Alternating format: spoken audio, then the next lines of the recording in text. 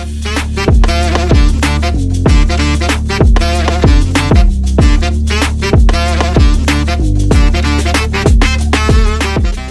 বন্ধুরা, আশা করি তোমরা সকলেই ভালো আছো। আজ আমরা আলোচনা করব পশ্চিমবঙ্গ মধ্যশিক্ষা পর্ষদ কর্তৃক নির্ধারিত অষ্টম শ্রেণীর পাঠ্যসূচির অন্তর্গত অদ্ভুত আতিথেয়তা গল্পটি। এই অদ্ভুত আতিথেয়তা গল্পটি আলোচনার পূর্বে আমরা একটু তার কবি পরিচিতি জেনে নিই। চলো দেখো কি আছে। অদ্ভুত আতিথেয়তা কার লেখা? ঈশ্বরচন্দ্র বিদ্যাসাগর। এই ঈশ্বরচন্দ্র বিদ্যাসাগর মহান পণ্ডিতের জন্ম কত সালে হয়? 1820 খ্রিস্টাব্দের 26শে সেপ্টেম্বর এবং 1891 খ্রিস্টাব্দের 29শে জুলাই তিনি কি মৃত্যুবরণ করেন। তার জন্মস্থান কোথায়? জন্মস্থান হচ্ছে কি মেদিনীপুর জেলার বীরসিংহ গ্রামে। এই ঈশ্বরচন্দ্র বিদ্যাসাগরের জন্ম সম্বন্ধে আমাদের যে ছন্দের জাদুঘর সত্যেন্দ্রনাথ দত্ত কি বলেছেন? বীরসিংহের সিংহ শিশু বিদ্যাসাগর বীর, উদ্বেলিত দয়ার সাগর বীর যে সুগম্ভীর। এই বিদ্যাসাগর ছোটবেলা থেকেই কি ছিল? ছোটবেলা থেকেই ছিল মেধাবী। সেই তার মেধাবী সত্তার পরিচয় আমরা অনেকেই পেয়েছি, যার মধ্যে একটা মাইল ফলক দেখে সংখ্যা নির্ণয় করা। এই বিদ্যাসাগর তার মেধাবী সত্তার কারণে বিদ্যাসাগর উপাধি লাভ করে কত সালে? 1839 খ্রিস্টাব্দে সংস্কৃত কলেজ থেকে। পরে ফোর্ট উইলিয়াম কলেজের অধ্যাপক হন 1841 খ্রিস্টাব্দে। পরবর্তীতে ফোর্ট উইলিয়াম কলেজের অধ্যক্ষ হন কত? 1851 খ্রিস্টাব্দে। বিদ্যাসাগর কেবলমাত্র যে একজন মহান পণ্ডিত ব্যক্তি ছিলেন তা নয়, তিনি ছিলেন সাথে সাথে একজন সমাজ সংস্কারক এবং স্ত্রী শিক্ষা বিস্তারে তার যে ভূমিকা, সে ভূমিকা ছিল অগ্রগণ্য। মানে তিনি এটা নিজে উপলব্ধি করেছিলেন যে যতদিন না পর্যন্ত স্ত্রী শিক্ষিত হচ্ছে ততদিন পর্যন্ত কখনোই সমাজ শিক্ষিত হতে পারে নাই। যার কারণে তিনি মনে করতেন যে কি যত্র নার্যস্ত পূজ্যন্তে তত্র রম্যন্তে দেবতা, যেখানে নারীরা পূজিত হয় সেখানেই দেবতাও পূজিত হয়। তিনি যেহেতু সমাজ সংস্কারক ছিলেন, যার কারণে সমাজে তার অনেক বড় অবদান। তার অবদানের কিছু অংশ কি? যেমন তিনি 1856 খ্রিস্টাব্দে 16 জুলাই বিধবা বিবাহ আইন বিধিবদ্ধ করেন, যে বিধবারাও বিবাহ করতে পারে, এবং কি হয় বহু বিবাহ আইন রদ করেন। রবীন্দ্রনাথ ঠাকুর ঈশ্বরচন্দ্র বিদ্যাসাগর সম্বন্ধে বলেছেন বাংলা গদ্যের প্রথম যথার্থ শিল্পী হচ্ছে বিদ্যাসাগর।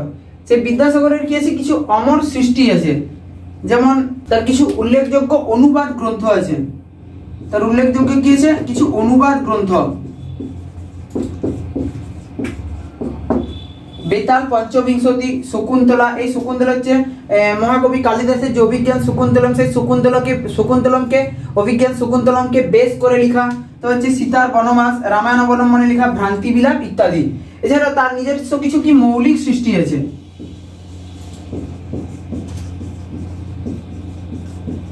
নিজস্ব সৃষ্টি যেমন বোধোদয়, কথামালা, বর্ণ পরিচয়। এই বর্ণ পরিচয় আমরা সকলেই ছোটবেলায় পড়ে থাকি। সেই বর্ণ পরিচয়ের স্রষ্টা হচ্ছে কি আমাদের ঈশ্বরচন্দ্র বিদ্যাসাগর। তাছাড়া আখ্যান মঞ্জুরি ইত্যাদি।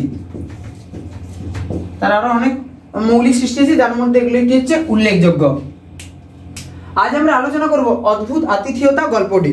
কি আছে? অদ্ভুত আতিথেয়তা। অদ্ভুত আতিথেয়তা। অদ্ভুত শব্দের অর্থ কি? অদ্ভুত শব্দের অর্থ হচ্ছে অবিশ্বাস্য বা আশ্চর্যজনক।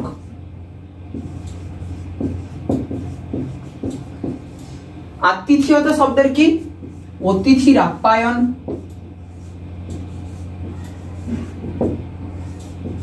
তাহলে কি আছে? অদ্ভুত আতিথেয়তা। তাহলে অদ্ভুত শব্দের অর্থ কি? অবিশ্বাস্য বা আশ্চর্যজনক। আর আতিথেয়তা অতিথির আপ্যায়ন। তাহলে আমরা এখানে এমন কিছু জিনিস দেখবো, আমরা আলোচ্য গল্পে দেখতে হবে যে আতিথেয়তা কিভাবে অদ্ভুত হচ্ছে। অদ্ভুত মানে আশ্চর্যজনক। এই আতিথেয়তা আমরা আগে কখনো দেখিনি, সেরকমই একটা গল্প আমাদের আলোচনার আজকের মূল বিষয়। তাহলে এই অদ্ভুত আতিথেয়তা গল্পের উৎস কি? আখ্যান মঞ্জরি নামক গল্পগ্রন্থ থেকে, আখ্যান মঞ্জরি নামক গল্পগ্রন্থ থেকে আমাদের কি আছে? এই অদ্ভুত আতিথেয়তা গল্পটি গৃহীত হয়েছে। এই যে অদ্ভুত আতিথেয়তা গল্পের মূল বিষয় কি? গল্পের মূল বিষয় কি? গল্পের মূল বিষয় হচ্ছে আরব সেনাপতি ও মূল সেনাপতির কথোপকথন। দেখো আমরা কবি পরিচিতি আলোচনার পর এবারে আমরা কি করব? এই অদ্ভুত আতিথেয়তা গল্পটির প্রত্যেকটি লাইন ধরে ধরে আলোচনা করব। অদ্ভুত আতিথেয়তা গল্পটি কি আছে? সম্পূর্ণ সাধু ভাষায় লেখা। কি ভাষায়? সাধু ভাষায় লেখা। চলো দেখো এবার আমরা গল্পটি প্রত্যেকটি লাইন আলোচনা করছি। তোমরা সকলে সামনে টেক্সট বইটি রেখে আমি যেখানে যেখানে গুরুত্বপূর্ণ বলবো সেখানে আন্ডারলাইন করে থাকবে, কারণ বিগত বহু স্কুলেই সেই জায়গাগুলো থেকে প্রশ্ন এসেছে। চলো, আমাদের যে পাঠ্য বই আছে 6 পাতায় আছে, একটু দেখবে। একদা আরব জাতির সহিত মুরদিগের সংগ্রাম হয়েছিল। তাহলে কি বলছে? একদা মানে কোনো এক সময় আরব জাতির সঙ্গে মুরদের সংগ্রাম হয়েছিল। আরব সেনা বহুদূর পর্যন্ত এক মুর সেনাপতির অনুসরণ করে, অর্থাৎ আরব সেনারা অশ্বপৃষ্ঠে অনেক দূর পর্যন্ত একজন মুর সেনাপতিকে কি করে অনুসরণ করে। তিনি অশ্বারোহণে ছিলেন, তিনি বলতে এখানে মুর সেনাপতি অশ্বারোহণে ছিলেন। প্রাণ ভয়ে দ্রুতবেগে পলায়ন করিতে লাগিলেন, অর্থাৎ মুর সেনাপতি তার নিজের জীবনকে বাঁচানোর জন্য দ্রুতবেগে কি হলো, তার ঘোড়াকে ছুটাতে লাগলো এবং সেই স্থান থেকে অতি দূরে চলে যেতে লাগলো। আরবেরা তাহার অনুসরণে বিরত হইলে তিনি স্বপক্ষীয় শিবিরের উদ্দেশ্যে গমন করিতে লাগিলেন। যখন দেখলো আরব সেনারা যে ডিস্টেন্স অনেকটা হয়ে গেছে, তখন তারা কি করলো, তার পশ্চাৎ অনুসরণ তারা না করে বা তারা ফিরে এলো। আর সেই কারণে কি হচ্ছে, তিনি অর্থাৎ আমাদের মুর সেনাপতি স্বপক্ষীয় শিবিরের উদ্দেশ্যে গমন করিলেন, কিন্তু তাহার দিগ্ভ্রম জন্মিয়াছিল, অর্থাৎ সে প্রচণ্ড তাড়াতাড়িতে থাকার কারণে দিগ্ভ্রম, অর্থাৎ সে দিক নির্ণয় ভুল করে ফেলে, যার কারণে সে কি হয়, পথভ্রষ্ট হয়ে পড়ে। এই জন্য দিক নির্ণয় করিতে না পারিয়া তিনি বিপক্ষের শিবির সন্নিবেশ স্থানে উপস্থিত হইলেন। তাহলে বিপক্ষকে মুর সেনাপতির বিপক্ষ আরব সেনাপতি, তাহলে আরব সেনাপতির শিবির সন্নিবেশ স্থানে উপস্থিত হইলেন। শিবির সন্নিবেশ বলতে টেন্ট বা তাঁবুর কাছে এসে উপস্থিত হইল। সে সময়ে তিনি এরূপ ক্লান্ত হতবীর্য যে আর কোনো ক্রমেই অশ্বপৃষ্ঠে গমন করিতে পারেন না। তিনি সেই সময় এতটাই ক্লান্ত, চতুর্দিকে দৌড়াদৌড়ির কারণে সে কি ক্লান্ত এবং তার ঘোড়া প্রচণ্ড ক্লান্ত, মানে এই মুহূর্তে আবার অশ্বপৃষ্ঠে গমন করে অন্যত্র যাওয়ার তার সামর্থ্য নাই, কারণ তিনি শ্রান্ত বা ক্লান্ত। কিছুক্ষণ পরে তিনি এক আরব সেনাপতির পটমণ্ডপ দ্বারে উপস্থিত হইয়া, তাহলে পটমণ্ডপ দ্বারে শব্দের অর্থ কি? পটমণ্ডপ দ্বারে শব্দের অর্থ কি? তাঁবুর যে দরজা, ঠিক আছে, তাঁবুর যে দরজা, সেই তাঁবুর দরজার কাছে এসে উপস্থিত হয়। আশ্রয় প্রার্থনা করিলেন যে আমাকে আশ্রয় দাও। আতিথেয়তা বিষয়ে পৃথিবীতে কোনো জাতি আরব দিগের তুল্য নহে। এই আতিথেয়তা বিষয়ে মানে অতিথির আপ্যায়ন বিষয়ে কোনো জাতি আরব দিগের তুল্য নয়। তারা মানে তাদের কাছে অতিথি হচ্ছে কি, অতিথি দেব ভব বা অতিথি হচ্ছে তাদের কাছে নারায়ণ স্বরূপ, যার কারণে অতিথি যদি শত্রু হয় তার কি হয়, যথাযোগ্য আহার আদির ব্যবস্থা তারা করে থাকে। কেউ অতিথিভাবে আরব দিগের আলোয় উপস্থিত হইলে তাহারা সাধ্যানুসারে তাহার পরিচর্যা করেন, অর্থাৎ মানে আরবদের আলোয় যদি কেউ প্রবেশ করে অতিথি হিসেবে, তার কি হয়, যতটা সাধ্য সেই মতো করে তার সেবা শুশ্রূষা করেন। সে ব্যক্তি শত্রু হইলেও অনুমাত্র অনাদর, তাহলে অনুমাত্র শব্দের অর্থ হচ্ছে বিন্দুমাত্র, অনাদর অর্থাৎ তার প্রতি তাদের বিন্দুমাত্র রাগ বিদ্বেষ প্রদর্শন বা বিপক্ষতাচরণ করেন না।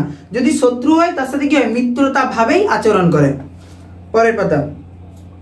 আরব সেনাপতি তৎক্ষণাৎ প্রার্থিত আশ্রয় প্রদান করিলেন, অর্থাৎ আশ্রিতকে আশ্রয় দান করলেন, অর্থাৎ মুর সেনাপতিকে আশ্রয় দান করলেন কে, আরব সেনাপতি।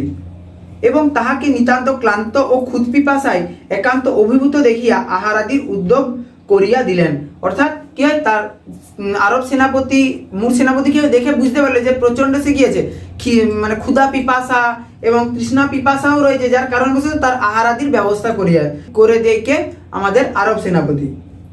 মুর সেনাপতি ক্ষুণ্ণবৃত্তি পিপাসার শান্তি ও ক্লান্তি পরিহার করিয়া উপবিষ্ট হইলে, মানে মুর সেনাপতি কি হয়, ক্ষুণ্ণবৃত্তি মানে ক্ষুধা নিবৃত্তি, পিপাসা শান্তি অর্থাৎ তার যে তেষ্টা পেয়েছিল সেই তেষ্টাও নিবারিত হয় এবং ক্লান্তি পরিহার করি অর্থাৎ যে ক্লান্তি ছিল শরীরে সেই ক্লান্তিও দূর হয়, পরিহার করে উপবিষ্ট হইলে অর্থাৎ সে এখন ফ্রেশ মাইন্ড হয়, এক জায়গায় বসে আছে। বন্ধুভাবে উভয় সেনাপতির কথোপকথন হইতে লাগলো। তাহলে এখানে আন্ডারলাইন করো উভয় সেনাপতি কে কে, তাহলে শর্টে আসতে পারে, তাহলে উভয় সেনাপতি অর্থাৎ মুর সেনাপতি ও আরব সেনাপতির কথোপকথন বা কনভারসেশন চলছে। তাহারা পরস্পর স্বীয় পূর্বপুরুষ দিকের সাহস পরাক্রম সংগ্রাম কৌশল প্রভৃতির পরিচয় প্রদান করতে লাগিলেন। তারা কি হচ্ছে, নিজের যে পূর্বপুরুষদের যে বিজয় গাথা, সে বিজয় গাথার বর্ণনা করছে। এই সময় সহসা আরব সেনাপতির মুখ বিবর্ণ হইয়া গেল, এটি আন্ডারলাইন করে রাখো 3 নম্বরের জন্য। তাহলে এই সময় কি হয়, সহসা আরব সেনাপতির মুখ বিবর্ণ হয়ে গেল। সহসা শব্দের অর্থ কি, হঠাৎ। তাহলে আরব সেনাপতির মুখ হঠাৎ কি হয়, বিবর্ণ হইয়া যায়, অর্থাৎ আরব সেনাপতি চমকে ওঠেন। কেন, পরে দেখছি।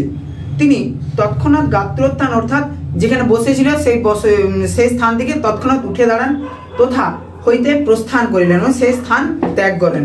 এবং কিঞ্চিত পরেই সেনাপতিকে বলিয়া পাঠাইলেন, আমার অতিশয় অসুখ বোধ হইয়াছে, এই জন্য আমি উপস্থিত থাকিয়া আপনকার পরিচর্যা করিতে পারিলাম না।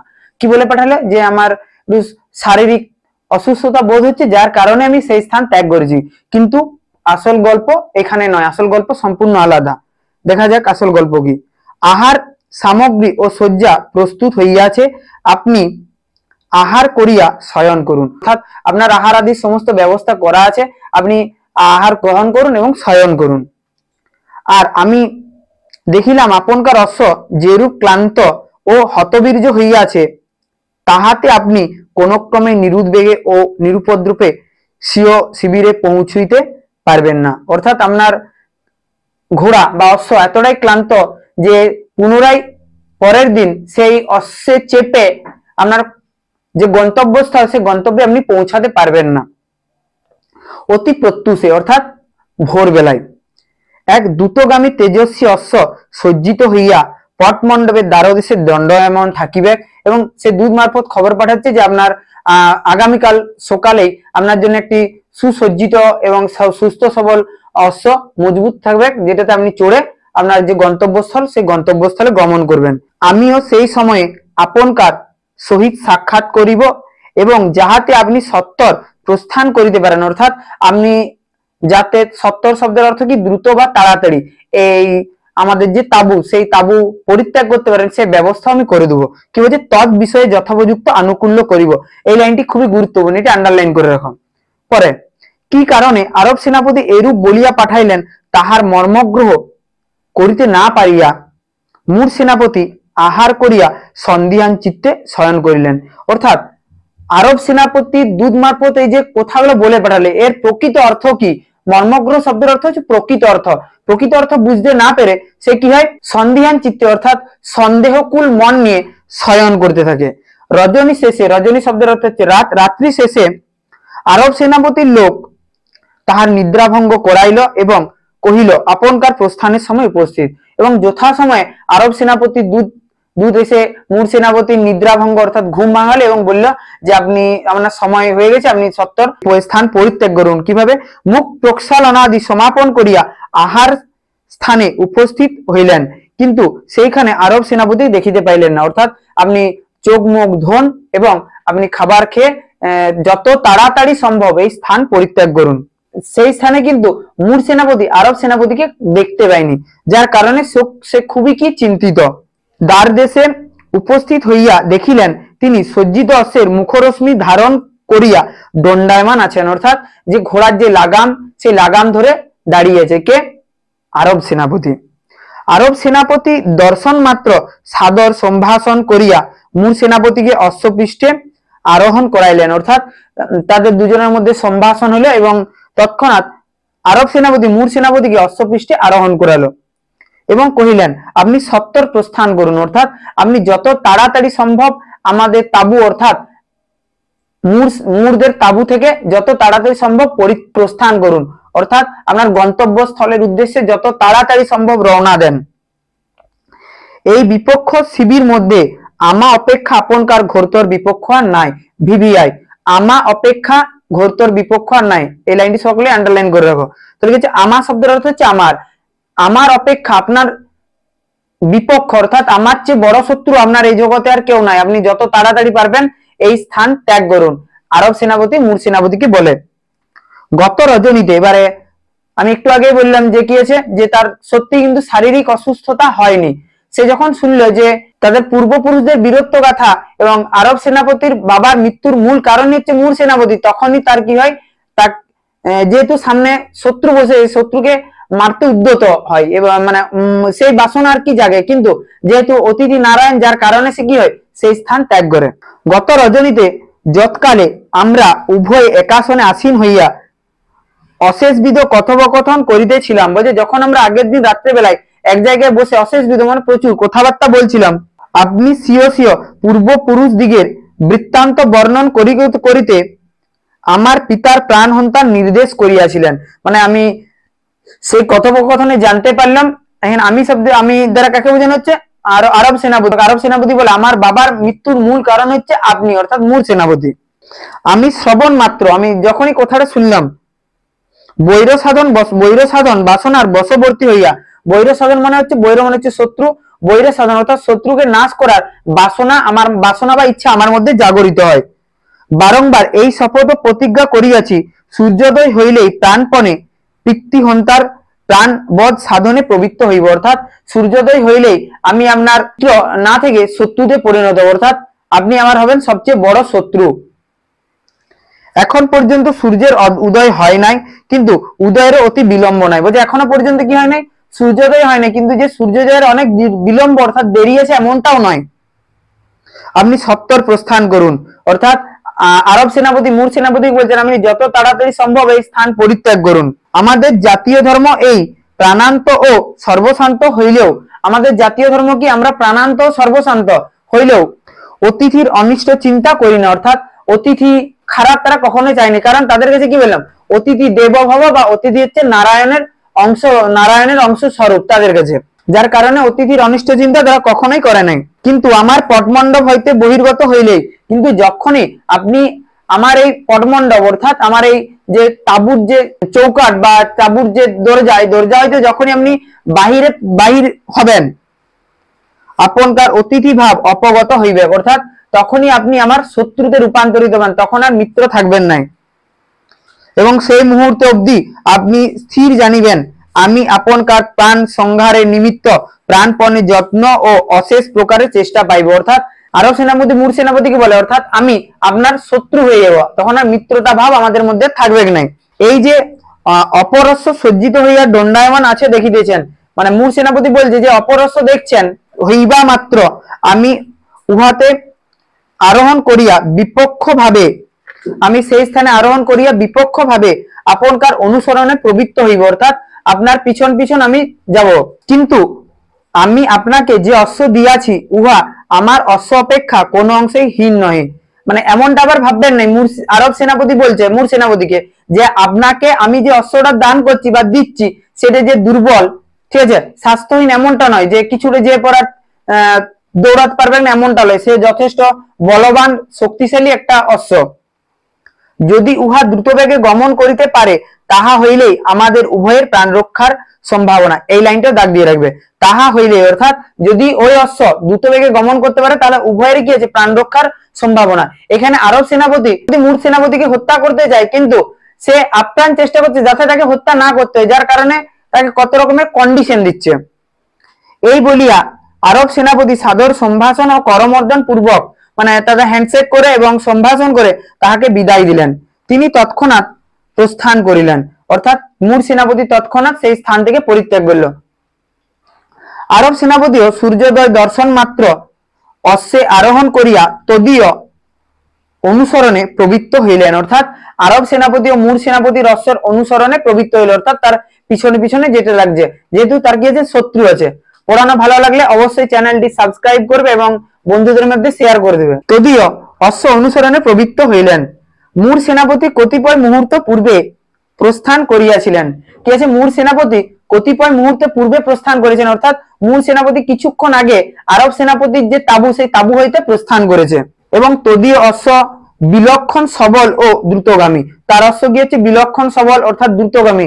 মূল সেনাপতির যে অশ্ব সে অশ্ব দ্রুতগামী, এজন্য তিনি নির্বিঘ্নে সপক্ষীয় শিবির সন্নিবেশ স্থানে উপস্থিত হইলেন। অর্থাৎ মূল সেনাপতি নির্বিঘ্নে, মানে কোনো ঝঞ্ঝাট ছাড়াই সে কি হয়? মূল সেনাপতি নিজের যে তাঁবু বা নিজের যে সৈন্য সমাবেশ সেখানে উপস্থিত হয়। আরব সেনাপতি সবিশেষ যত্ন ও নিরতিশয় আগ্রহ সহকারে তার অনুসরণ করিতেছিল, অর্থাৎ আরব সেনাপতিও তার পিছনে পিছনে যাচ্ছিল, কিন্তু তাহাকে সপক্ষ শিবিরে প্রবিষ্ট হইতে দেখিয়া, মানে তাকে সপক্ষ শিবিরে পৌঁছাতে দেখে এবং অতঃপর আর বৈর সাধন সংকল্প সফল হইবার সম্ভাবনা নাই বুঝিতে পারিয়া, অতঃপর আরব সেনাপতি বুঝলে যে এর সাথে আমার শত্রুতারূপ সম্পর্ক রেখে কোনো লাভ নেই, কারণ সে নিজের শিবিরে প্রবেশ করে গেছে এবং তাকে আর হত্যা করা সম্ভব নয়। যার কারণবশত কি হচ্ছে? আরব সেনাপতি স্বীয় শিবিরে প্রতিগমন করলেন, অর্থাৎ নিজের শিবিরে ফিরে এলেন। তাহলে কি আছে, আমরা যে অদ্ভুত আতিথেয়তার রূপ ছোট গল্পটি পড়লাম, এই ছোট গল্পটি সত্যি অদ্ভুত আতিথেয়তা। কারণ আরব সেনাপতি মূল সেনাপতি একে অপরের শত্রু হওয়া সত্ত্বেও আরবরা যেহেতু আতিথেয়তা বিষয়ে পৃথিবীতে শ্রেষ্ঠ, যার কারণে তারা কি অতিথির কোনো প্রকারে অনিষ্ট চিন্তা করে নাই। অতিথির সেবা শুশ্রূষা, খাবার দাবার এবং অতিথিদের নিরুপদ্রবে বা নির্বিঘ্নে তার শিবিরে পৌঁছায় সে ব্যবস্থাও করেছিল। যার কারণে আমাদের যে গল্প, সে গল্পের যে আতিথেয়তা সত্যি অদ্ভুত। যদি পড়ানো ভালো লাগে চ্যানেলটি সাবস্ক্রাইব করবে এবং বন্ধুদের মধ্যে শেয়ার করে দেবে। জয় বেদি।